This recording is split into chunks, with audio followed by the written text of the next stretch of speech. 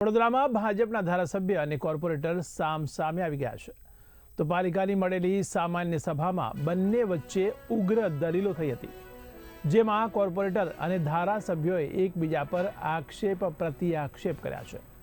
તો મુજમહુડા સર્કલ પર છત્રપતિ શિવાજી મહારાજની જૂની પ્રતિમા બદલીને નવી પ્રતિમા મૂકવા મામલે બબાલ સર્જાઈ છે।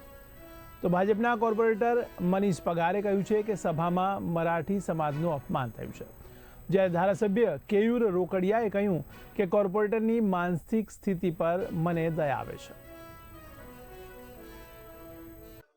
મને કોર્પોરેટરની માનસિકતા પર દયા આવે છે।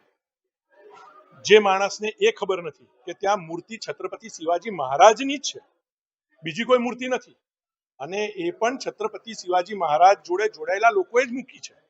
એમને નવી ઘોડાવાળી પ્રતિમા મૂકવી છે તો એનો પ્રોસેસ સિમ્પલ એટલો છે કે જેમને આ મૂર્તિ મૂકી છે, જે ટ્રસ્ટે મૂકી છે, જે વ્યક્તિઓએ મૂકી છે, એની પાસેથી એનઓસી લાવવી પડે કે આ મૂર્તિ છત્રપતિ શિવાજી મહારાજની હટાવીને નવી ઘોડાવાળી મૂર્તિ મૂકવી જોઈએ।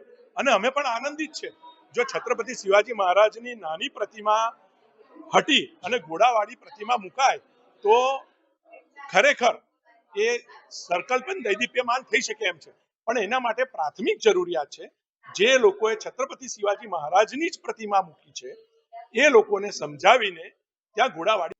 ઘણા દુઃખ સાથે કહેવું પડે છે કે આજે જ્યારે સભામાં વોર્ડ નંબર 4 અને વોર્ડ નંબર 10 માં શ્રી છત્રપતિ શિવાજી મહારાજ અને શ્રી છત્રપતિ સંભાજી મહારાજના ગાર્ડનનું નામકરણ આપવામાં આવ્યું। સારી બાબત છે, અભિનંદનીય વાત છે।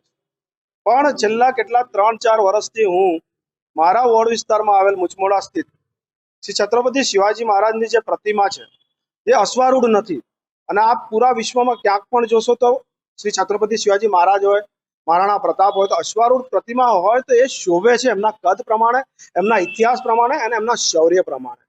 આ માંગણી છેલ્લા 3 વર્ષથી હું કરું છું। આદરણીય કેયુરભાઈ મેયર હતા ત્યારે પણ મેં માંગણી કરી હતી, એ પછી આ બેન મેયર પેંકીબેન આવ્યા ત્યારે પણ માંગણી કરી છે, અને ત્યાર છતાં આ બાબતમાં કોઈ ગંભીરતાથી આજ સુધી એમણે આ બાબતને ગંભીર લીધી નથી, તેનું મને દુઃખ છે। અને આજે જે રીતે જે ભાષામાં જવાબ આપ્યા છે એ ભાષામાં પણ મને એવું લાગ્યું કે ક્યાંક આ અમારું અપમાન થઈ રહ્યું।